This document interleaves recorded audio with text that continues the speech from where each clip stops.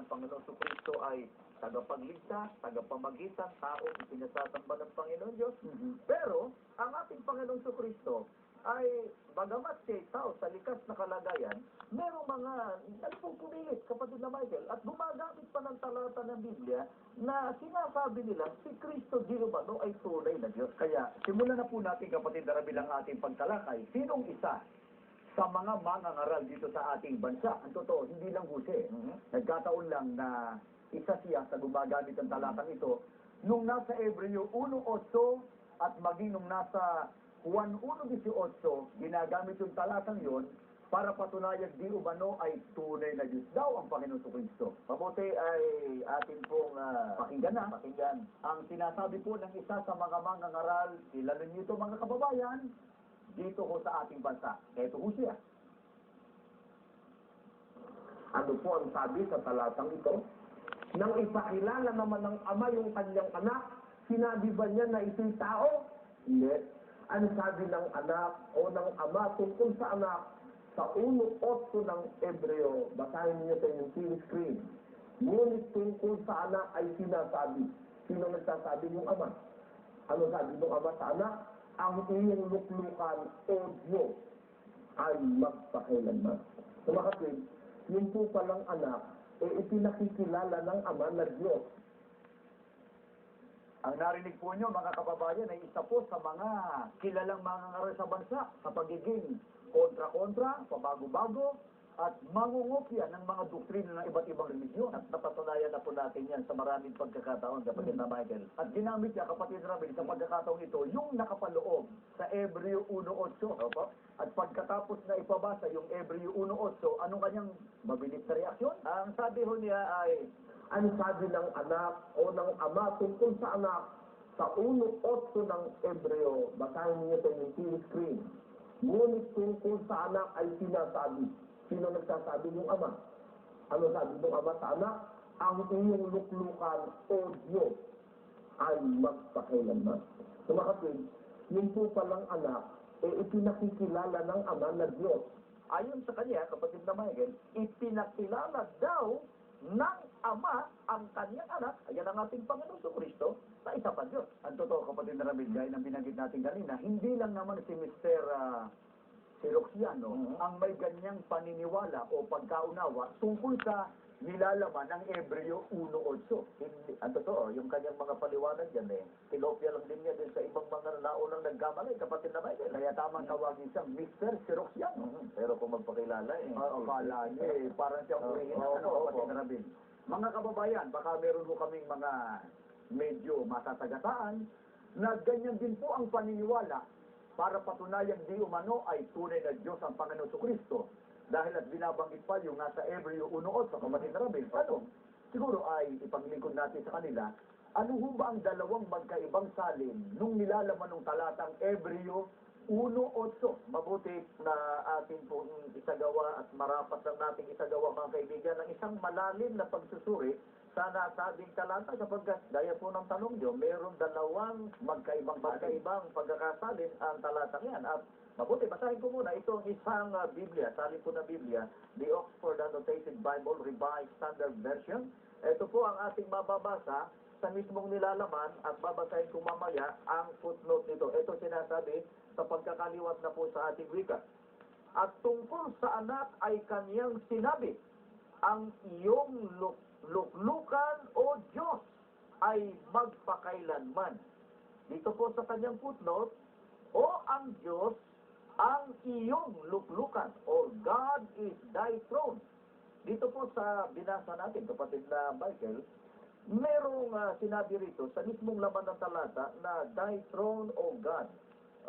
Ang iyong luklukan o trono o Diyos. Para bang lumilitaw na sinabi talaga ng Ama sa kanyang anak na ang kanyang anak ay isa pa Diyos. Pero ito pong salin ito, binigyan po nila, nilagyan nila ng footnote o talababa. Ano yung nakalagay doon sa footnote? Batay din sa nagsalin po ng talata ng Biblia. Ang nakalagay dito, or God is thy throne. Ang Diyos ang iyong luklukan. Sa mga tuwid, hindi sila 100% na sigurado doon sa kanilang ginawang pagsalin doon sa nilalaman ng Hebreo 8. Kaya nilagyan nila ng footnote na all God is thy throne. Kaya ang Diyos ang kanyang luklukan. Luklukan ng anak. Sa mga kapatid, dalawa ang pagkakasalin. Yung isa, lumilitaw na sinasabi ng Ama na ang kanyang anak ay Diyos. Your throne, O God. Yung isa naman, God is your throne or God is thy throne. Ang luklukan ng anak ay ang Diyos. Kaya sa ibang salin din ng talata ng Biblia, kapatid na namin, Biblia pa rin po. Opo. Paano po isinalin, mga kababayan, ang nilalaman ng Hebreo 1.8 sa ibang saling Ingles ng Biblia? Babasahin ko po itong isang salin po na Biblia na The Message Version. Ito po ang ating mapapakinggan sa Hebrews 1 and 8 sa pagkakaliwat na po sa ating wika. Sinasabi niya tungkol sa anak, ang Diyos ang iyong luklukan, magpakailanman ang iyong maharlikang setro ay ang setro ng pagkakapantay-pantay. Sa saling ito na aking binasa po sa inyo, mga kaibigan, ang pinatutunayan na ang Diyos ay ang luklukan ng anak. God is thy throne. At hindi gaya ng itinuturo ng iba na ang Ama raw mismo ang nagpakilala na ang kanyang anak o ang ating Panginoong Kristo ay tunay na Diyos. Dagdagan pa po natin ng patotoo sa Biblia pa rin, kapatid na Ramil. Kasi ang binasa kanina ni Mr. Photocopy, Opo. ang nasa Hebreo 1.8. Pagka itinuloy lang, inulit natin yung Hebreo 1.8 at itinuloy natin yung talatang 9. Opo. Anong nagpapatunay na talagang hindi kailanman tinawag ng Ama ang anak o si Kristo na Diyos din o isa pang Diyos? Ngayon pa lang, ipinagpapauna na po natin na mali pong pagkakasalin yung Hebrews 1:8 na ang banggit, ipinakilala ng Ama na ang kanyang anak ay Diyos. Ang tamang pagkakasalin, batay po sa tinitindigan natin, kapatid na Michael, ang Ama ang siyang luklukan o trono ng anak. At bakit natin natitiyak? Dahil sa wala pong sinasalungat na katotohanan ito. Yun lang Hebrews 1 and 8, kung itutuloy lang po sa 1:9, lilitaw po na ang anak kung tatanggaping isa pang Diyos, mayroong isa pang Diyos na kinilala yung anak. Bakit? Ano ho ba nakapaloob dun sa talatang 9 pagka tinuloy? Kapag 8 yung pinagbabatayan, Pero itutuloy lang natin sa 1:9. Ito po ang ating mababasa. siguro po, pinakamabuti, basahin muna natin yung talatang 8, 1.8, ituloy natin yung talatang 9. Ito po.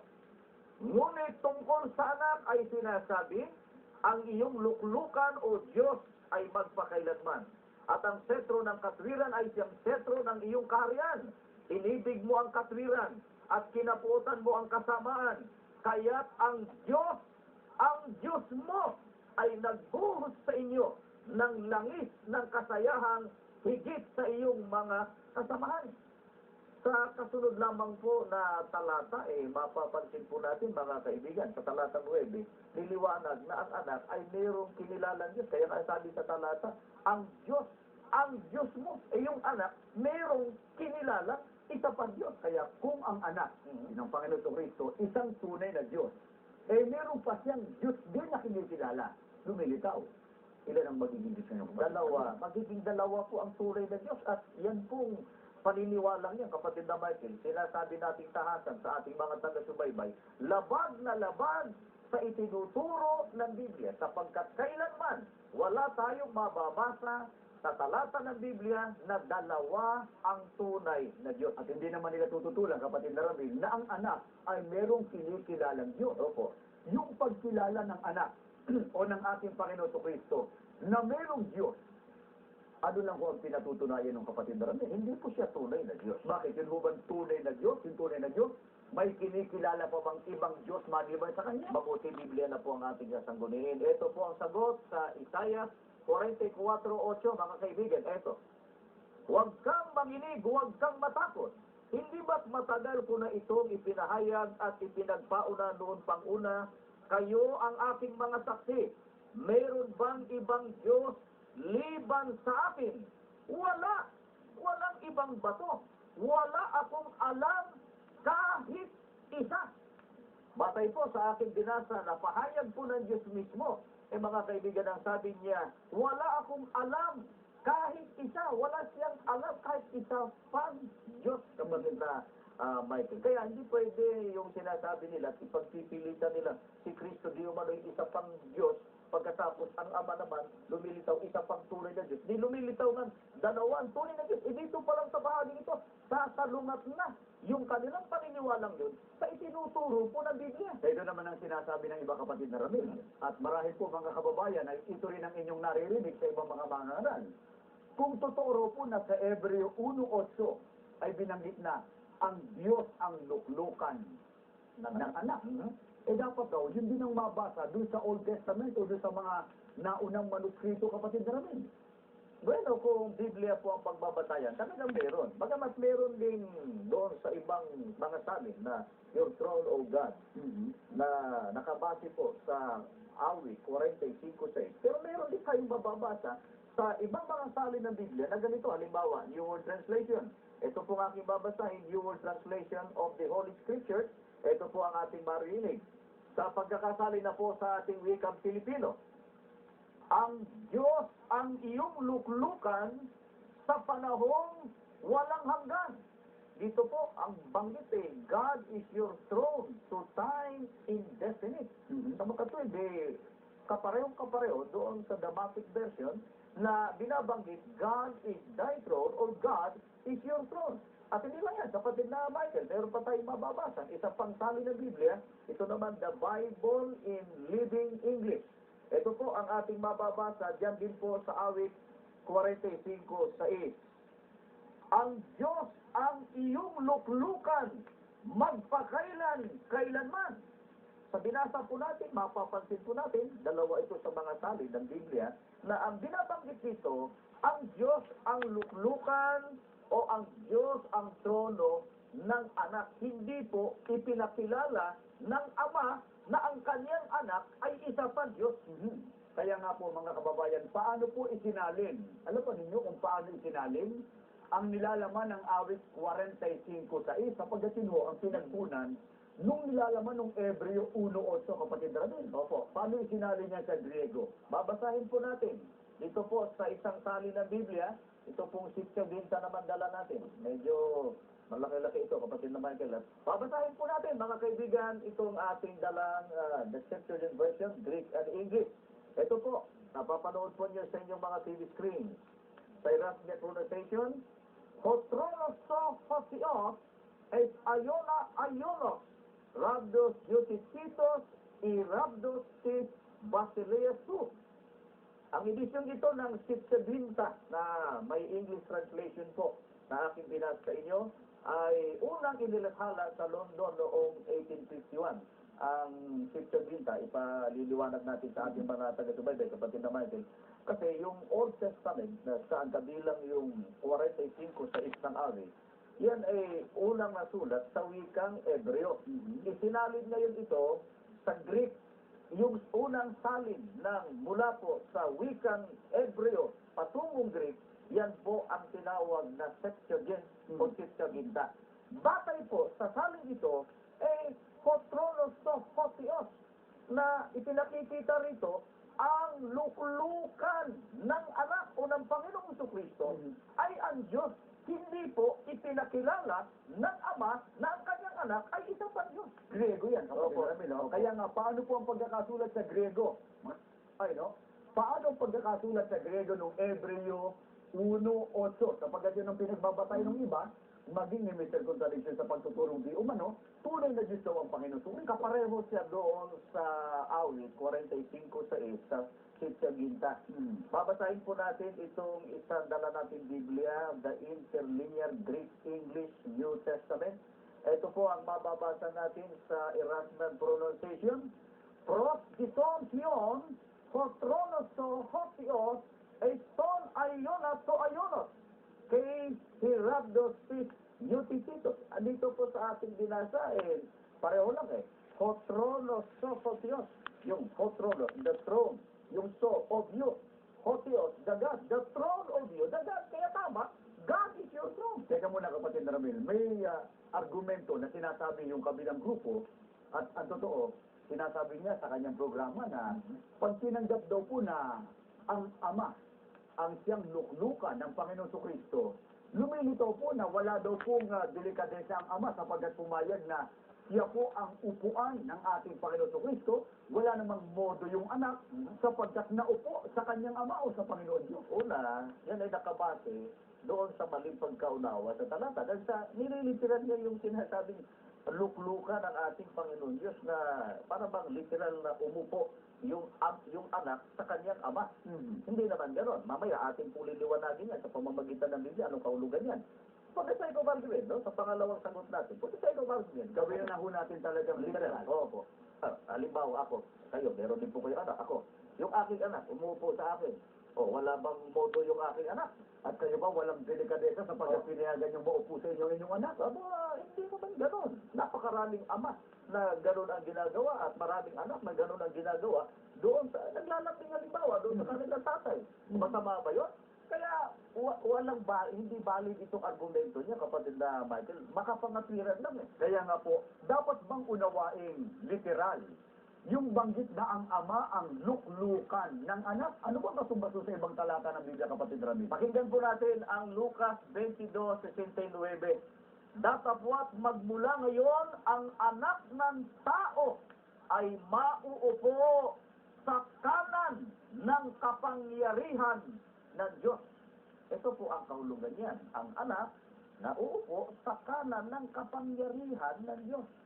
Sa kapangyarihan yan, hindi naman sa literal na pag-upo, yung binabanggit sa Hebreo 1:8 na para bang lumilitaw na wala nga raw modo yung anak dahil sa naupo siya sa kanyang ama.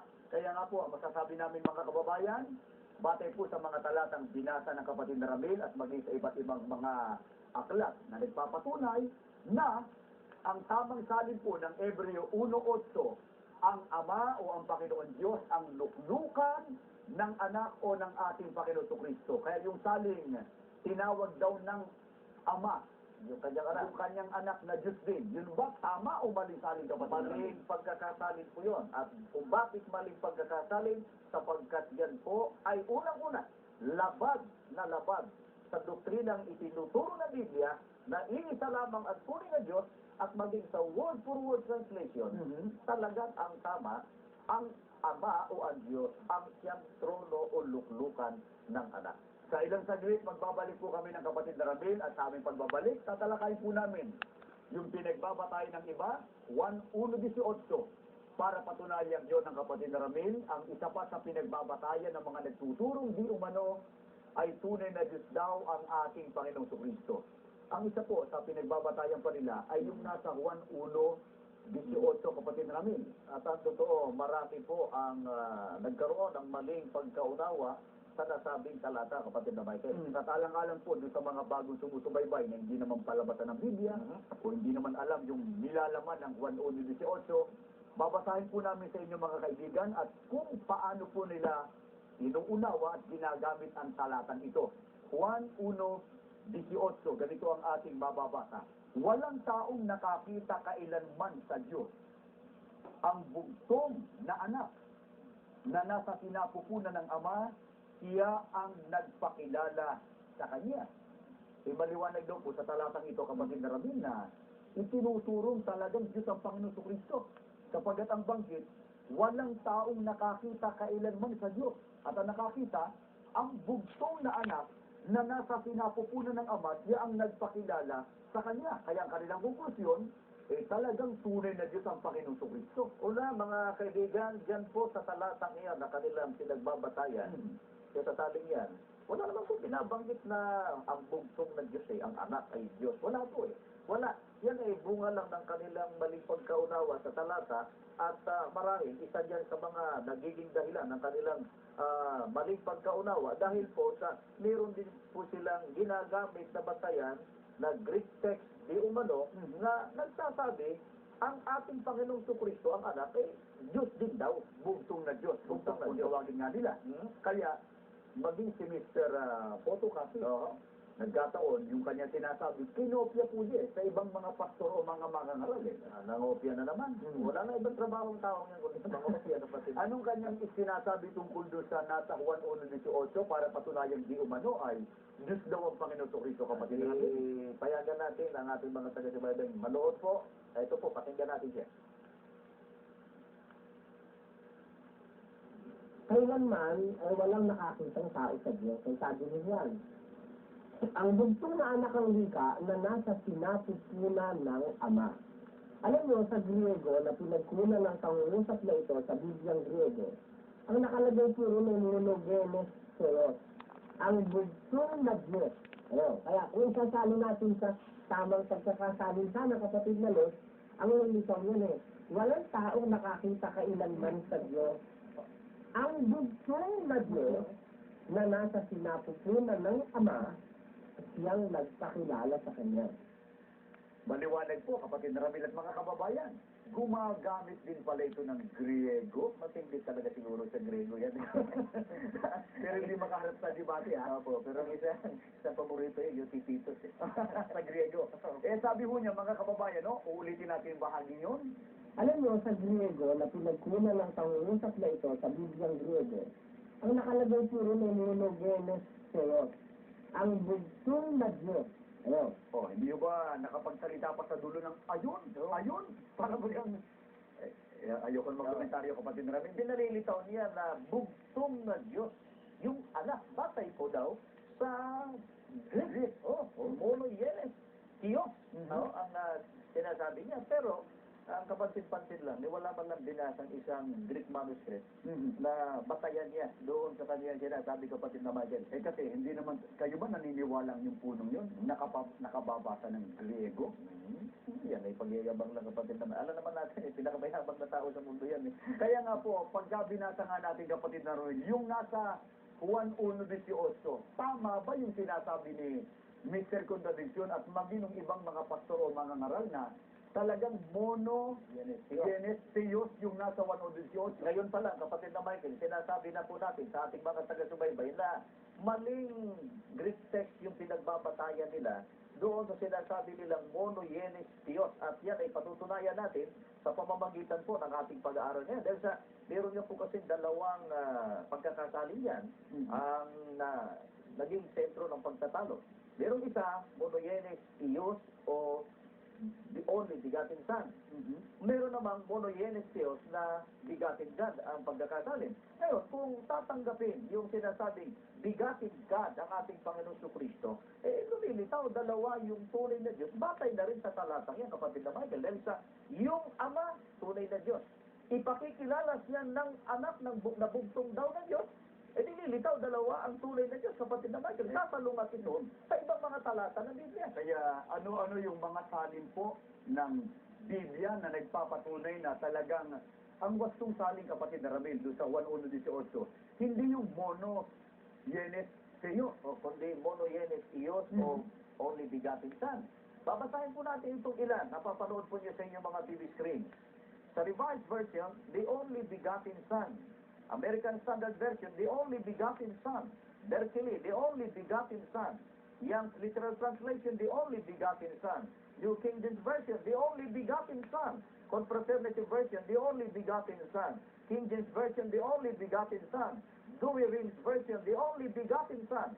Modern Language Bible, the begotten Son.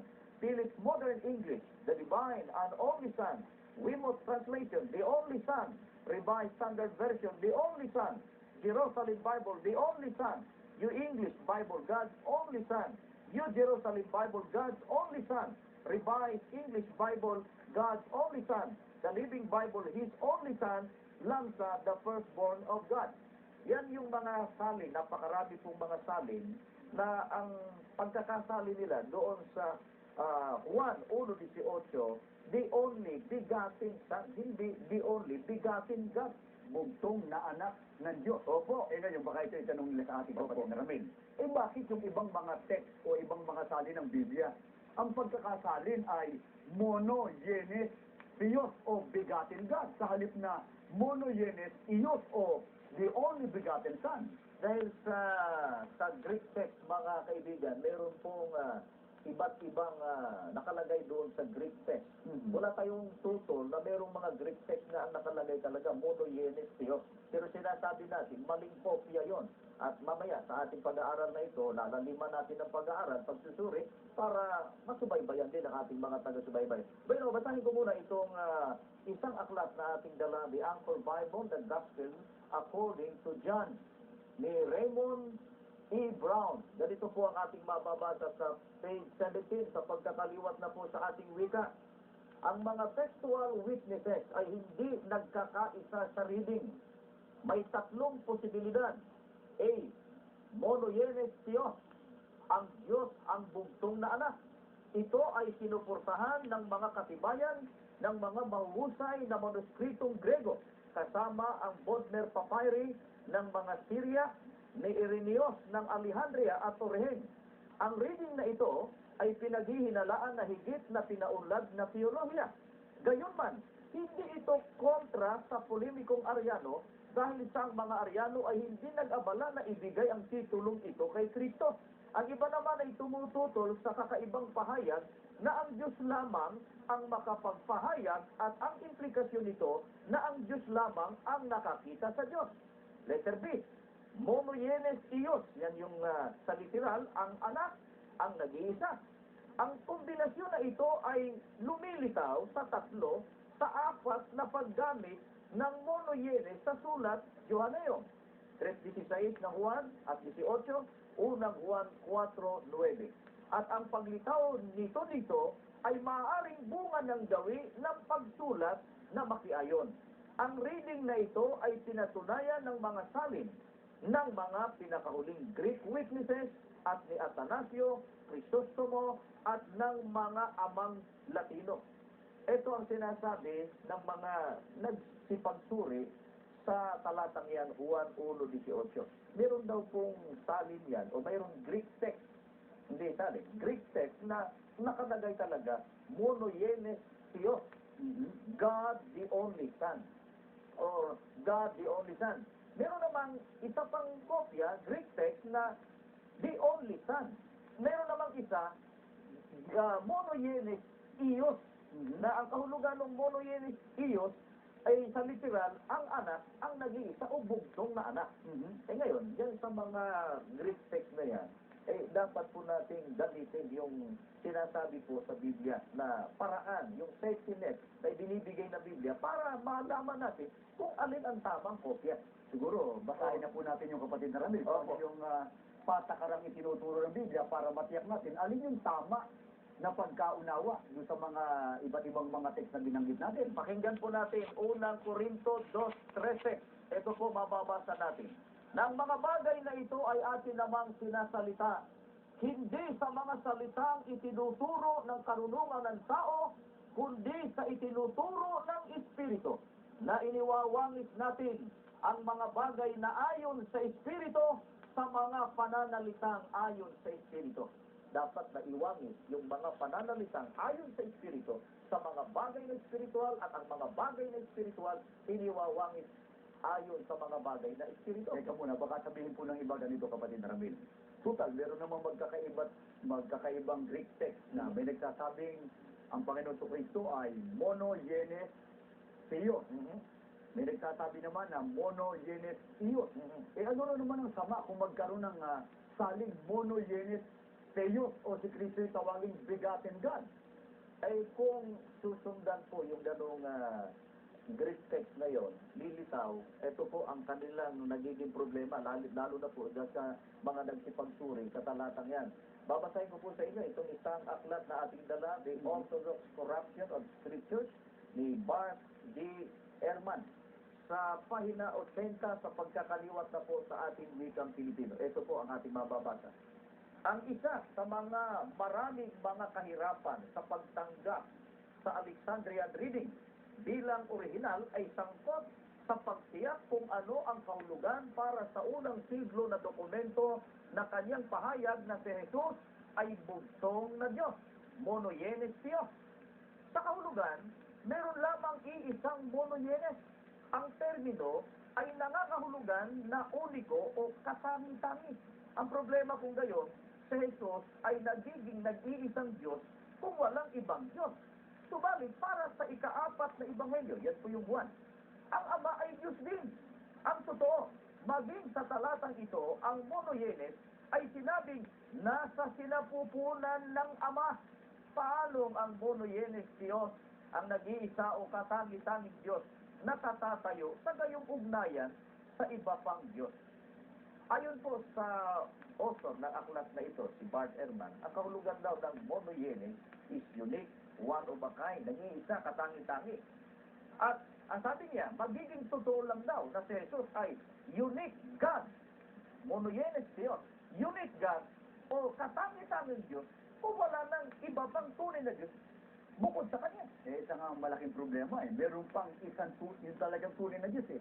Yung Ame, ang sabi nga ni Mr. Ermat, doon lang sa Juan 1:18, lumilitaw na dalawa nga tunay na Diyos. Dahil sa yung anak, ipakikilala niya yung ama. Yung ama, tunay na Diyos. Yung anak, tunay din daw na Diyos ayon sa kanila. Hindi magiging dalawa ang tunay na Diyos. At hindi na masasabing buntong ng Diyos o nag-iisang Diyos, ang anak kung ang ama ay tunay din na Diyos. Ang ama talaga, tunay na Diyos naman talaga yun. Ngayon, itanong natin kapatid na Ramil, siguro ikaw iniisip ng mga kababayan natin na bakit nagkaroon ng kopya.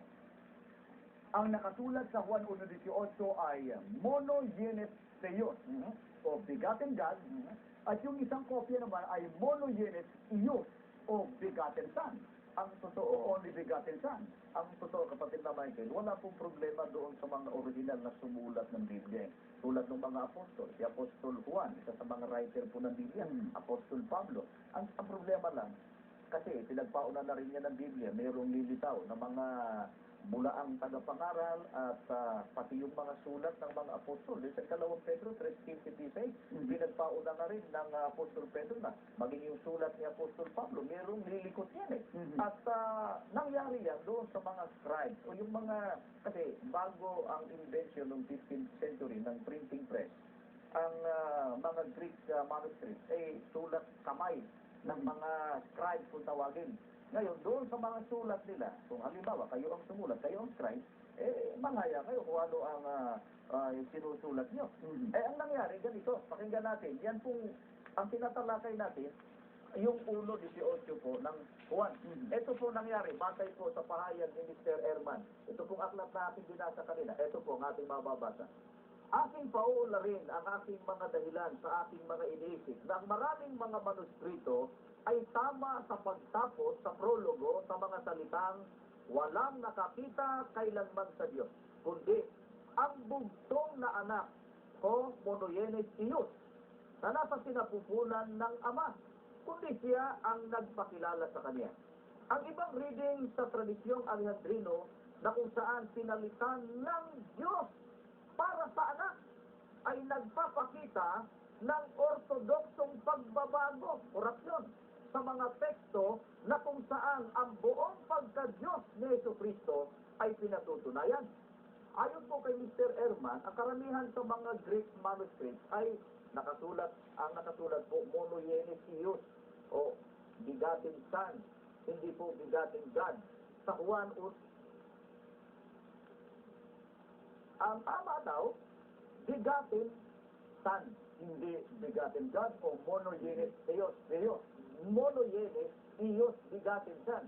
At ayon sa kanya, kaya tama yun, dahil sa, kung titingnan niya, doon sa ating binasa kanina, ito'y kasang-ayon, halimbawa doon sa 3:18 ng Juan, 3:16, no, pagkatapos sa unang Juan, 4:9, na paggamit ni Apostol Juan sa terminong monogenes. Walang binanggit si Apostol Juan na monogenes siya, kundi monogenes na iyo anak ng Diyos o bugtong na anak. At saka isa pa, kapatid Ramil, na dapat mapansin ng mga kababayan natin, pagka tinanggap ng Panginoon Kristo ay siya yung monogenes Theos, begotten God, bugtong, kaisa-isang Diyos.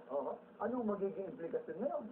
Si Kristo na nag-iisang at katangi-tangi Diyos. Hindi na ang Ama, hindi kasama ng Ama. Dahil sa ang katangi-tangi pala o nag-iisang Diyos, ang Anak. Ililitaw po ng mag-ito sa katotohanan na itinuturo ng Biblia. Kaya nang lumitaw yung mga text na may sinasabing ang Panginoon Kristo ay monogenes Theos o begotten God, kapatid na Ramil, kaya naman lumitaw yung ganung text na nagsasabing ang Panginoon Kristo ay bugtong na Diyos sa halip na monogenes Ios o bugtong na anak ng Diyos. Yan po ay nangyari noong ang mga scribe, binago na nga po yung nilalaman ng nasabing talata, after nung panahon ng mga apostol, after 3rd century. Yan ho ay patotoo mismo ng mga Oo, Bible. babasahin po natin. Ito pong The Greek English Lexicon of the New Testament by Joseph Henry Thayer sa page 418 sa pagkakaliwat na po sa ating Siguro, libro. ipakita natin yung akal ng kapatid Opo, Ramil ito para po. makita lalo nung kabilang grupo. Opo, ito, basahin po natin. Ang reading na monoyenes Theos, walang pantukoy bago ang mono, sa Juan 1:18. Ito ay kakatuwa sa paraan ni Juan sa pag-iisip at pananalita. Juan 3:16 at 18, unang Juan 4:9. Di kasuwato at di nararapat na lumitaw na buhat sa kanyang pinagmulan sa isang pagsisikap na may kinalaman sa doktrina na sumiklab pagkatapos ng mga unang araw ng iglesia. Kaya kung meron man na monoyenes Theos, yung na Greek text sa 1:18, yan ay lumitaw lang. Ang sabi rito, pagkatapos ng mga unang araw ng iglesia, alam po natin sa kasaysayan na sa unang siglo, yan po yung panahon ng pagsulat ng buong New Testament hanggang first 100 years. Panahon yan, buhay ang apostol na namatay, si Apostol Juan. After noon, 2nd century, 3rd century, lalo na sa 3rd century, alam po natin, at ito yung pinaglingkuran natin sa ating mga kababayan, sumiklab yung isang malaking tunggalian tungkol sa paniniwala kung si Kristo yung tao, Diyos. Ang paniniwala ni Arion, si Kristo yung tao. Ang sabi naman ng Iglesia Katolika, sa pamamagitan ng kanilang konsilyo, sinabing si Kristo ay tunay na Diyos. At naapektuhan yung mga scribes niya dahil sa yung mga kumangki sa paniniwala na si Kristo ay tunay na Diyos, pati mga Greek text na kanilang sinulat ay nilikot, sinagba. Kaya nga sabi rito, corruption, binago yung 1:18, sa halip na Iyos o San, monoyenes Iyos, bugtong na anak, ayun nga ang ating Panginoon sa Kristo, ginawang monoyenes Diyos, o bugtong na Diyos, o Begotten God. Kaya nga po, baka sabihin nila ganito, kapatid Ramil. Eh, ang hirap naman sa inyong mga ministro sa Iglesia ni Cristo eh. Ang pinagbabatayan niyo pala ng inyong pananampalataya at pagkaunawa sa Biblia kung ano yung naging resulta ng pagsusuri ng mga Bible scholars. At ang tinatanggap niyo, yung natapat sa gusto niyo. Baka yun sabihin sa atin. Hindi po ganon ang ating paraan, kapatid na Michael. Kung ano lang itinuturo ng Biblia. Binasa ko na kanina eh. Unang Corinto 2:13. Ang sinabi po ng Apostol Pablo, iniwawangis ang mga pananalita na ayon sa Espiritu sa mga bagay na espiritual. Yan po ang dapat na laging alalahanin. Pagka mayroong talata na conflict, nagkakasuwagan, nagkakakontra, dahil sa ang alam po natin, hindi naman talaga nagkakasuwagan yung totoong mga salita ng Diyos. Kung mayroong nagkakasuwagan, dapat iwinawangis. Alin ba talaga ang tama rito? At alin ang mga pahayag na hindi sumasalungat sa kabuuang katotohanan ng Biblia. Halimbawa, 1:18 po ng Juan, ipagpipilitan na si Kristo ay bugtong na Diyos. At lumilitaw. Siya ang bugtong na Diyos. Ang Ama hindi na tunay na Diyos. Ganun nga lilitaw yun. Labag yun sa kabuuan ng katotohanan ng kapaloob po sa Biblia. Opo. Pero pag sinabi natin, sa Juan 1:18, ang tama, ang Panginoong Kristo, bugtong na anak, monoyenes Diyos, ipakikilala ng bugtong na anak, ang Ama, wala pong nasasalungat na katotohanan ng Biblia. Kaya hindi natin dahil sa Natapat lang at tapat lang sa gusto natin o kaya sa ating paniniwala, yung sinasabi ng mga Bible scholars na binasa nating aklat, kapatid Ramil. Totoo, kahit dito sa iba't ibang mga salin, marami nga po, binanggit nga natin yung mga translation. At kahit sa Greek text, meron talagang nakalagay na monoyenes Theos o bigatin Son ang ating Panginoong ito. O bugtong na anak ng Bugtong Diyos. na anak. Ang isa po babasahin natin, itong the Interlinear Greek English New Testament. Ito po sa ating mababasa sa Greek, napapanood po niya sa inyong mga TV-screen. Dito na po sa Erasmus Pronunciation. Tion odes iuraken pupote ho monoyenes Theos ho on eston kolpon to patros ikinos ekiyestatus. Sa binasa po natin, ang liwanag, ho monoyenes Theos, bugtong na anak, hindi monoyenes Theos o Theos, hindi bugtong na Diyos. Monoyenes Diyos o bugtong na anak. Anong talata sa Biblia, kapatid na Ramil, na yung sa Greek manuscript, mga kababayan, no? na nagpapatunay na talagang ang wastong pagkakasali doon sa 1:1:18, mono yenes ius, sa halip na mono yenes Theo. Babasahin po natin yung Juan. Sa Juan pa rin yan. Juan, dahil sa ating pinag-uusapan, Juan 1:18. Sa sulat din po ni Apostol Juan. At totoo, 3:16, 3:18, unang Juan 4:9, yan po yung binanggit yung terminong monogenes. Ang babasahin ko lang muna, itong 3:18 po ng Juan. Ito Sa po, Griego yan, sa Griego po, ito sinasabi. Hostis es apton o krinite, ho de mepistion ide sikrite. Hote me petisioken es to anoma, tu monogenes iu to theo. Dito po sa binasa natin, monogenes iu to theo. Monogenes theo, bugtong na anak, to theo of God. Bugtong na anak ng Diyos.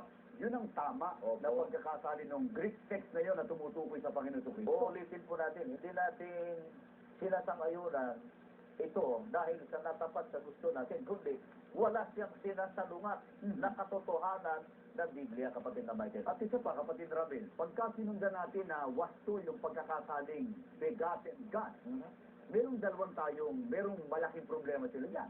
Dahil sa una, paano nila isasalig yun sa Tagalog? Begotten God. Kung sasabihin nilang isa ganito, bugtong na Diyos. Yun ang tamang sabi sa Tagalog ng begotten God. Bugtong na Diyos ang Kristo. Hindi lumilitaw ang Ama, hindi na tunay na Diyos. Sapagkat pagka sinabing bugtong, Nag-iisa, ibig sabihin, nag-iisang Diyos ang Panginoon sa Kristo. Ang Ama, hindi na tunay na Diyos. Lilitaw po yan, nalabag yan sa 17:1 at 3 na Juan. Babasahin ko muna ang nasabing talata, kapatid na Michael. Ang mga bagay na ito ay sinalita ni Jesus at sa pagtingala ng kanyang mga mata sa langit ay sinabi niya, Ama, dumating na ang oras, luwalhatiin mo ang iyong anak upang ikaw ay luwalhatiin ng anak. At ito ang buhay na walang hanggan, na ikaw ay makilala nila na iisang Diyos na tunay at yung iyong sinugo sa makasibagay si Jesu Cristo. Dito sa ating binasa, ang nag-iisang tunay na Diyos, iisang tunay na Diyos, ang Ama, hindi po ang anak. Kaya kung ipagpipilitan nila na bigatin yan, ibig sabihin, bugtong na Diyos.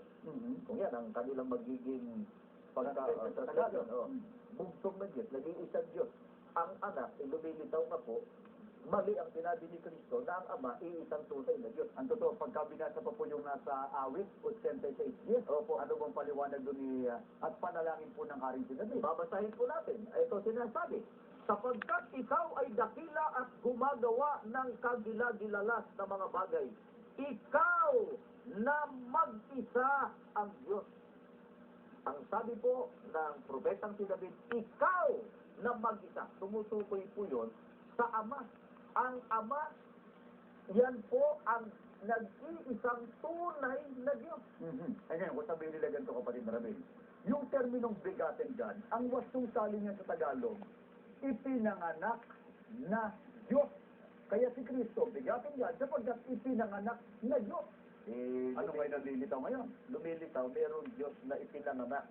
Merong Diyos na nanganak at saka merong Diyos na ipinanganak. Sasalungan sa naman sa itinuturo ng Biblia. Anong talata sa Biblia ang sasalungatin pagka tinanggap na ang Panginoon Diyos ay ipinanganganak, kapatid Rabel? Pakinggan po natin sa Bilang 23 at 19.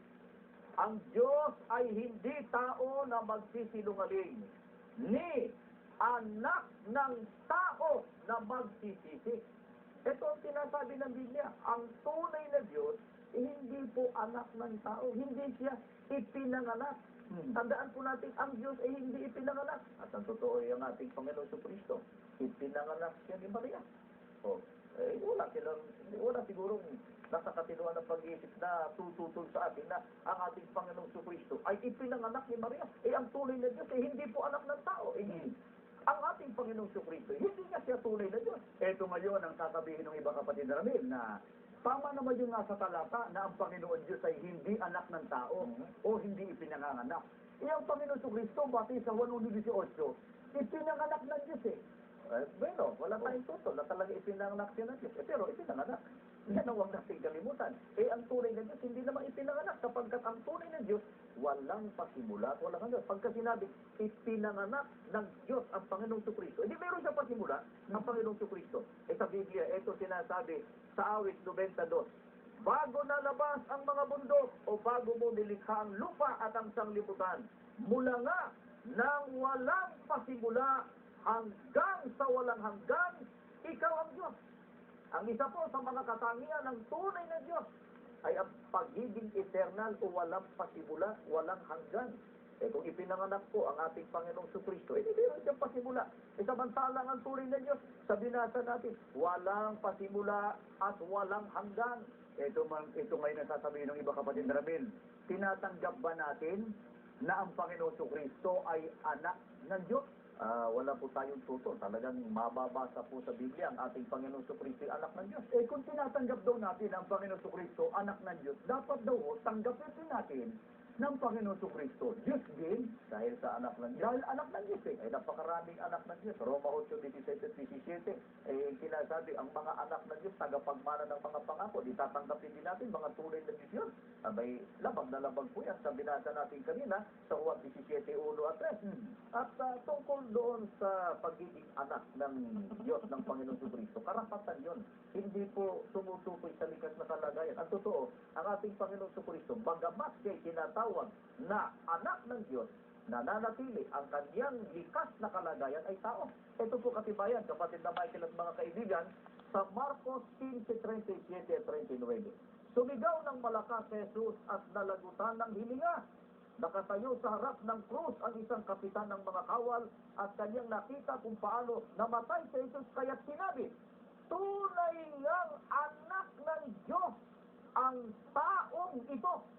Ang pahayag po ng Biblia, ang liwaliwanag kapatid na Michael, na tunay ngang anak ng Diyos ang taong ito. Yung taong ito tumutukoy sa ating Panginoong Kristo. Anak daw ng Diyos kapatid na Ramil, ipinanganak ng Diyos. Kaya dapat tanggapin Diyos din ang Panginoong Kristo. Hindi lumilitaw kapatid na Michael, lahat ng binabanggit ng Biblia, ipinanganak ng Diyos. Mga tunay din daw na Diyos yun. Ganun lilitaw yun. Hindi po, itong sinasabi ng Biblia. Unang Juan 5:18. Nalalaman natin na ang sino mang ipinanganak ng Diyos ay hindi nagkakasala. Datapwat ang ipinanganak ng Diyos ay nag-iingat sa kanyang sarili at hindi siya ginagalaw ng masama. Ang mga Kristiyano man, kapatid na Michael, ipinanganak ng Diyos. Tanong, sila ba'y mga tunay din na Diyos? Hindi. Yung sasabihin ng iba kapatid na Rabin. Sapagkat yung mga Kristiyano, karaniwan lang yun ipinanganak ng Diyos. Pero ang Kristo, bugtong na anak ng Diyos. Kaya talagang Diyos yan. Dapat tanggapin Diyos din. Wala naman tayong tutol ng ating Panginoong Kristo tinatawag na bugtong na anak ng Diyos. Yan ang ating pinag-uusapan sa 18 at 16 ng Juan. Pero, kaya sinabi, bugtong ang ating Panginoong Kristo. O nag-iisa, unique siya, nag-iisa siya sa katangian na ibiniyaya o ipinagkaloob ng Diyos sa Kanya.